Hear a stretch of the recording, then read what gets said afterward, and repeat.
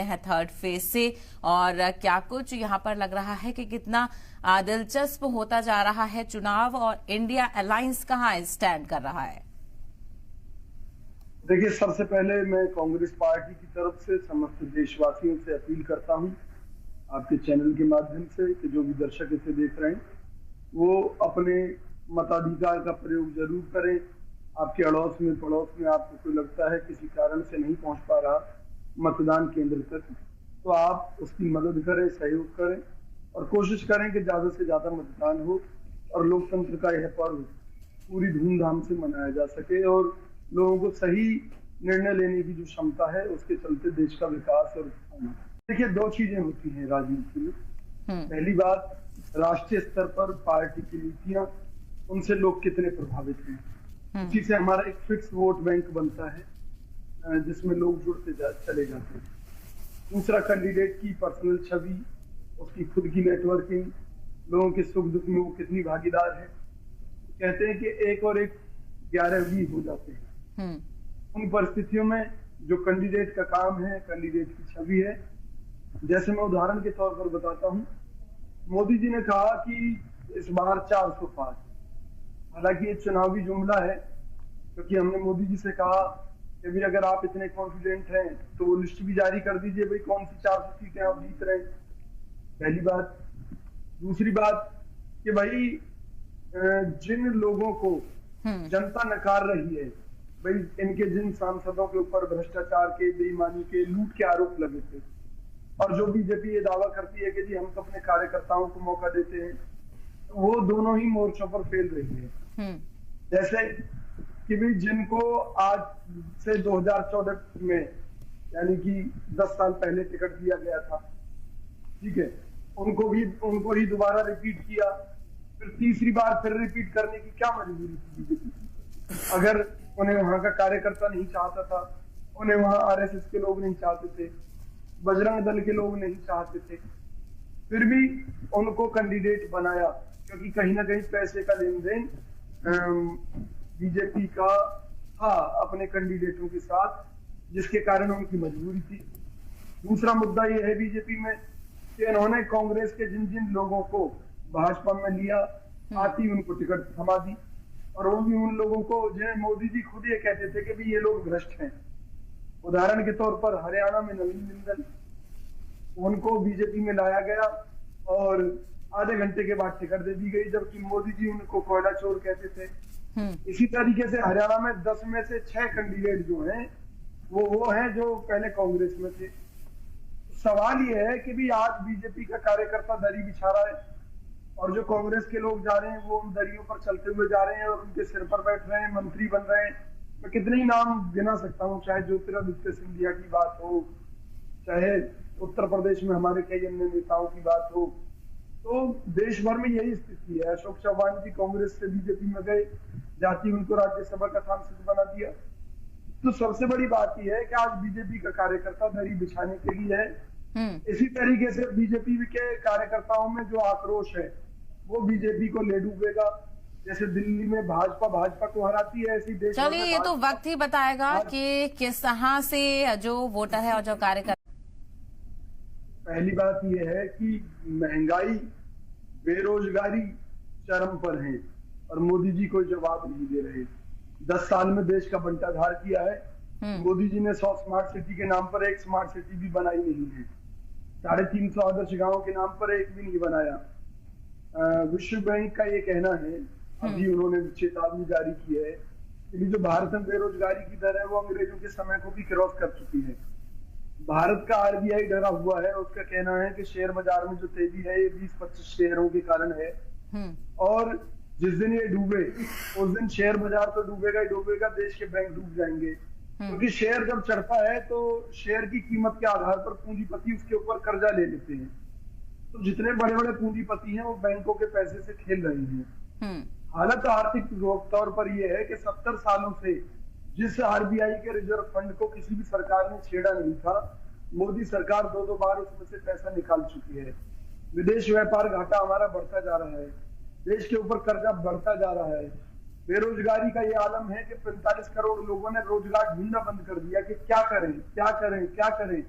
क्योंकि कोई काम धंधा करते हैं तो लाखों रुपए करोड़ों रुपए बिजनेस करने के लिए चाहिए, और वो चल जाएगा इस चीज की कोई गारंटी नहीं है। बहुत से लोगों की नौकरी छूट गई कोरोना में, उन्होंने बिजनेस करने की कोशिश की, डूब गए बेचारे, धोबी के कुत्ते की तरह घर के ना रहे ना घाट के रहे। तो इसके लिए मोदी सरकार की नीतियां जिम्मेवार हैं। लेकिन कोविड के लिए आप बीजेपी को कैसे जिम्मेदार ठहरा सकते हैं? वो तो एक आपदा थी ना, उसमें पार्टी का क्या रोल है? इस चीज के बारे में, कोविड को लेकर के बारे में देखिए, सुनिए मेरी बात, मैं डे वन से कहता रहा हूं कि कोरोना का जो पीरियड था वो मोदी सरकार की देन था। ये आज तक भारत सरकार की ऑफिशियल स्टेटमेंट है। चीन के वुहान से जो वायरस फैला था दुनिया में, उसका एक भी पेशेंट इंडिया में नहीं मिला। तो सहबाजी ईमानदारी से बताना फिर कौन सा कोविड इंडिया में फैला था, कौन सी वैक्सीन लगी थी, क्या इलाज हुआ था। और जहां तक लोगों के मरने की बात है तो आप सुन लीजिए सच्चाई कि भारत के अंदर जो फर्जी वैक्सीन लगी उससे एक नया वायरस पैदा हुआ जिसको अमेरिका ने नाम दिया था इंडियन वायरस।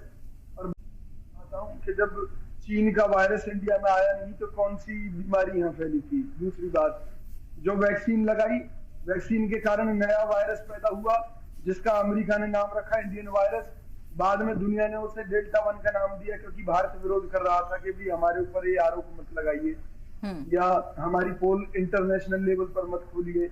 तो उसके चलते उसका नाम डेल्टा 1 रखा गया। भारत सरकार ने कहा कि भी इसका इलाज रेमडेसिविर इंजेक्शन है। उसके कुछ महीने बाद कहा, क्योंकि जब वो इंजेक्शन 1-1 लाख का बिक गया, 2-2 लाख का बिक गया मजबूरी में, उसके बाद भारत सरकार की स्टेटमेंट आई, ना रेमडेसिविर कोई इलाज नहीं है इसका तो इलाज फला दवाई है। लास्ट में भारत सरकार ने कहा कि साधारण जो बुखार की गोली है डोलो में, अगर आपको याद होगा जो घोटाला हुआ था जिसके ऊपर सुप्रीम कोर्ट ने भी टिप्पणी की थी, तो ये सब घोटाले सरकार की मेहरबानी से हुए थे। और अब तो ये साबित हो चुका है कि देश में जो लाखों लोग मरे वो वैक्सीन के कारण मरे। देखिए, जब देश में आग लगी हो और निरंजन भाई के घर तक वो आग ना पहुंची हो तो इन्हें ऐसा लगेगा कि देश में कहीं आग है ही नहीं। तो भाजपा के लोगों का तो वही हाल, पहली बात। दूसरी बात, सच्चाई सुन लीजिए, सच्चाई क्या है। मोदी सरकार ने सुप्रीम कोर्ट में कहा है कि भाई मनमोहन सिंह जी का राज बहुत अच्छा था, नरसिम्हा राव जी का राज बहुत अच्छा था, इन्होंने जो नीतियां बनाई उनमें आज भी कोई बदलाव करने की जरूरत नहीं है। जबकि अगर हम वैसे देखें तो मोदी जी मनमोहन सिंह जी को कोसते हुए नजर आते हैं, नरसिम्हा राव जी को कोसते नजर आते हैं, हमारे नेताओं को कोसते हुए नजर आते हैं।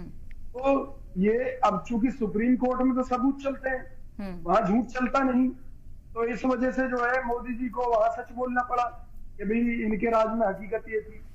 अब सुन लीजिए, कांग्रेस राज में महंगाई क्यों बढ़ी थी? उसके लिए इंटरनेशनल हालात जिम्मेवार थे, इराक और अमेरिका का युद्ध जिम्मेवार था, और कई सारे कारण थे जिसके कारण क्रूड ऑयल $140 प्रति बैरल तक पहुंच गया था। और फिर भी हमने 70 रुपए लीटर पेट्रोल दिया देश के अंदर। मोदी राज में क्रूड ऑयल के रेट आ गए $30 प्रति बैरल, फिर भी लोगों को 100 रुपए लीटर पेट्रोल मिला। तो कितनी बड़ी लूट है, कितनी बड़ी साजिश है। जो पार्टी 18% जीएसटी लगाने का विरोध करती थी कांग्रेस द्वारा, क्योंकि ये सारी प्रपोजल तो हमारी थी, ये तो उसका विरोध करते थे कि नहीं लगनी चाहिए और कहते थे कि 18% भी नहीं लगनी चाहिए। तो इन कारणों के चलते आज वो भाजपा 28% तक जीएसटी लगाए बैठी है। एक देश एक टैक्स व्यवस्था की बात करती थी, पेट्रोल डीजल को उससे बाहर निकालकर 100% उस पर टैक्स वसूल रही है। हर तरीके से इन्होंने देश के अंदर लूट मचा रखी है। और निश्चित तौर पर ये जो कह रहे हैं ना भाई जुमलेबाजी में कब तक लोग फंसेंगे, सच्चाई सामने आएगी, सच्चाई सामने आ रही है, बदलाव भी सच्चाई तो सबके सामने है। और ऐसे में ये देखना बेहद दिलचस्प है कि इंडिया अलायंस इस सच्चाई से वोटरों को किस तरह से रूबरू कराता है। रोड मैप क्या है, जो ये तमाम तर परेशानियां आपने उजागर की हैं, अगर जनता आपको वोट करती है तो क्या आप इन सब को एकदम से बिल्कुल सही कर देंगे? क्योंकि एक रोड मैप की बहुत जरूरत है। जो परेशानियां हैं क्या वो एकदम से चुटकी में सारी गायब हो जाएंगी इंडिया अलायंस अगर इक्तिदार में आ जाता है तो? देखिए, सबसे पहली बात तो 2014 तक देश को जिस मुकाम पर हम लेकर आए थे, आज मोदी जी ने वापस जीरो की तरफ भेज दिया है। हमें चीजों को सही करने में समय जरूर लगेगा, लेकिन निश्चित तौर पर हम इन सारी समस्याओं को दूर करेंगे। लेकिन इसके साथ साथ देश को ये समझने की जरूरत है कि आखिर देश के इतने खराब हालात क्यों। ये खराब हालात हुए मोदी जी की गलत नीतियों के कारण। नोटबंदी एक बहुत बड़ा घोटाला थी, जो कि केवल 4 राज्यों के विधानसभा चुनाव को ध्यान में रखते हुए की गई थी। आरबीआई के उस समय के जो गवर्नर थे रघुराम राजन, उनसे मोदी जी ने पूछा था, कहा था कि भी मैं नोटबंदी करना चाहता हूँ। तो उन्होंने कहा किस लिए? उन्होंने कहा कि भी मैं काले धन को बाहर लाना चाहता हूँ। उन्होंने कहा कि काला धन जो है इस देश के अंदर या तो प्रॉपर्टीज में लगा हुआ है या गोल्ड के रूप में है, इसलिए नोटबंदी करते हैं तो उससे देश का बड़ा भारी नुकसान होगा। अगर आप कुछ करना चाहते हैं तो इसके लिए काम कीजिए कि जो नेताओं का जो प्रॉपर्टी में अवैध कमाई लगी हुई है, जो आज प्रॉपर्टी के रेट इतने भाग रहे हैं, उस पर भी कंट्रोल होगा। लेकिन मोदी जी काला धन नहीं उस पर रोक लगाना चाहते थे, ये तो नोटबंदी करके केवल और केवल दूसरी पार्टियों की कमर तोड़ना चाहते थे, और इस चक्कर में देश का लाखों करोड़ का नुकसान हुआ। और जब नोटबंदी के बाद का रिजल्ट आया तो वो रिजल्ट ये था कि जितना पैसा मार्केट के अंदर था उतना ही पैसा वापस आ गया, यानी कि काला धन नहीं था नोटों के रूप में। पहली बात। दूसरी बात, नोटबंदी के चलते नेपाल से हमारे संबंध खराब हो गए। नेपाल हमारा दुश्मन बन गया, आज वो चाइना की गोदी में जा बैठा। आपको ये जानकर हैरानी होगी कि क्यों? क्योंकि वहां पर जो भारतीय मुद्रा के नोट थे नेपाल के पास में, तो वो एक नियमों के तहत एक्सचेंज करने होते हैं, और मोदी सरकार ने वो मना कर दिया, क्योंकि आर्थिक हालत देश की खराब कर दी मोदी जी ने नोटबंदी से। उसके चलते वहां से संबंध खराब होने शुरू हुए, और जो अब इतने बिगड़ चुके हैं कि अब वो जो वहां के 100 के नोट पर जो नक्शा बन रहा है उसमें भारत के कई हिस्सों को नेपाल का दिखाया जा रहा है। आप देखिए, इनके राज में श्रीलंका से हमारे रिश्ते बिगड़ गए, मालदीव से हमारे रिश्ते बिगड़ गए, भूटान से हमारे रिश्ते बिगड़ गए, नेपाल से बिगड़ गए, कनाडा से बिगड़ गए, अमेरिका से बिगड़ गए।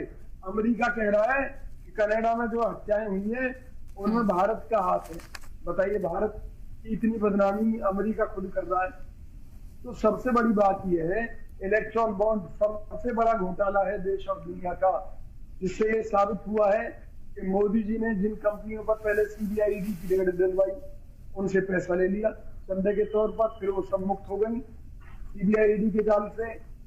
इसी तरीके से किसी को टनल बनाने का ठेका दिया तो पहले चंदा ले लिया, फिर टनल बनाने का ठेका दे दिया, और उसी टनल में आपको मालूम है मजदूर फंस गए थे। तो सबसे बड़ी बात यह है कि आपने देश को कितना ज्यादा लूटा है। इसका एक उदाहरण यह है कि महाराष्ट्र के अंदर टॉरेंस ग्रुप की एक कंपनी का 286 करोड़ रुपए टैक्स माफ किया गया सरकारी, यानी कि वो जनता का पैसा था, और बदले में मोदी जी ने 150 करोड़ रुपए चंदा ले लिया उस टॉरेंस ग्रुप की कंपनी से इलेक्ट्रॉल बॉन्ड के रूप में। तो ऐसी घटिया सरकार, मैं ये कहता हूं, तो चंदा तो कांग्रेस को भी मिला था विजय कौशिक जी, चंदा तो कांग्रेस के पास भी था, आप इस बात से तो नकार नहीं सकते। अब सुनिए ना, अब फिर वही बात, आप लोगों के सामने झोली फैलाकर बैठे और उसमें लोगों ने कुछ डाल दिया, और दूसरी तरफ एक सत्ताधारी दल जिसके हाथ में पावर है, उसके बारे में साबित हो जाता है कि उसने बंदूक की नोक पर, चाकू की नोक पर लोगों की जेब से पैसा निकाला है, लोगों को लूटा है। तो अपराधी किसे कहेंगे आप? बताइए, जो चाकू बंदूक के दम पर लूट रहा उसे अपराधी कहेंगे, या जो झोली फैलाकर बैठा जिसके पल्ले कुछ है ही नहीं? भाई, जब कांग्रेस की सरकार ही नहीं है, कांग्रेस ने किसी का पैसा माफ ही नहीं किया, तो मुझे बताइए ना, फिर उस स्थिति में आप कैसे कह सकते हैं कि भी हमने किसी ठीक है, मैं आपके पास आऊंगी। ठीक है, निरंजन, कहना चाहूंगी, क्या इंडिया अलायंस इसकी दावेदारी मजबूती दिखा सकता है कि उस हिंदुस्तान की कश्ती को आगे बढ़ाकर लेकर जाएगा, जो कि आने वाले मुस्तकबिल में कहीं ना कहीं खतरा है? 101%। और मैं गठबंधन की बात नहीं करता, मैं केवल कांग्रेस पार्टी की बात करता हूँ। कांग्रेस पार्टी में वो दम है कि हम लोगों की समस्याएं दूर कर सकते हैं। जब देश आजाद हुआ था तब देश में था क्या? आप ये देखिए, सेना के नाम पर क्या था, इंफ्रास्ट्रक्चर के नाम पर क्या था, नेहरू जी का विजन था। आज अगर मान लीजिए अंतरिक्ष में हम आगे बढ़े हैं तो कांग्रेस पार्टी की देन है। आज हम चाहे परमाणु क्षेत्र में आगे बढ़े हैं तो कांग्रेस पार्टी की देन है। सबसे पहले परमाणु परीक्षण तो इंदिरा गांधी जी ने कराए थे। तो देश में किसी भी क्षेत्र में अगर मिसाल कायम की है, देखिए चाहे आईआईटी खोलने की बात हो, चाहे मेडिकल कॉलेजों की बात हो, चाहे इस देश के शिक्षा जो संस्थान है उनको आगे बढ़ाने की बात हो, कांग्रेस ने हमेशा जमीनी मुद्दों पर काम किया है। आपको याद होगा जब पूरी दुनिया में आर्थिक मंदी आई थी तो मनमोहन सिंह जी के नेतृत्व में भारत के अंदर जो आर्थिक मंदी है वो केवल देश को छू कर निकल गई थी, और इस बात की सराहना पूरी दुनिया ने की थी, देश के लोगों ने भी की थी। तो इंटरनेशनल हालात बन गए थे कि क्रूड ऑयल के रेट के चलते भारत में महंगाई बढ़ी और उसका ठीकरा हमारे सिर पर फोड़ दिया। लेकिन उसके बाद क्या हालात हैं आप ये देखिए ना भाई। मोदी जी अपनी उपलब्धि के नाम पर क्या बताते हैं, हमने धारा 370 खत्म कर दी। धारा 370 खत्म नहीं हुई है, उसके कुछ अनुच्छेद बदले गए हैं। अब उनकी भी हकीकत सुन लीजिए। मोदी जी की सहयोगी रही महबूबा मुफ्ती ने मोदी जी के ऊपर यह आरोप लगाया है कि कश्मीर के अंदर जो लिथियम की खानें मिली हैं और जो गोल्ड की खानें मिली हैं उनको अपने पूंजीपति मित्रों के हवाले करने के लिए मोदी जी ने इस धारा में बदलाव किए हैं। इसी तरीके से लद्दाख के लोगों ने आरोप लगाया है। उन्होंने कहा है कि चाइना हमारी भूमि में घुस आया है, हमारे काफी क्षेत्र कब्जा कर लिया है। प्लस में मोदी जी केवल और केवल यहाँ के जो संपदाएं हैं, प्राकृतिक संपदाएं, उनका दोहन करवाने के लिए उन्होंने लद्दाख के साथ ये काम किया है। आप हर चीज में देश को लूट रहे हैं, बर्बाद कर रहे हैं, पीछे ले जा रहे हैं। आप कहते हैं कश्मीर में आपने हालात बहुत बढ़िया कर दिए, तो फिर मोदी जी आपकी पार्टी ने वहां चुनाव क्यों नहीं लड़ा? कश्मीर घाटी में कैंडिडेट खड़ा क्यों नहीं किया? पता तो चलता देश को कि भाई लोग आपकी जो लहर है उससे कितने प्रभावित हैं। ठीक है, इसका जवाब ले लेते हैं आलोक वत्स जी।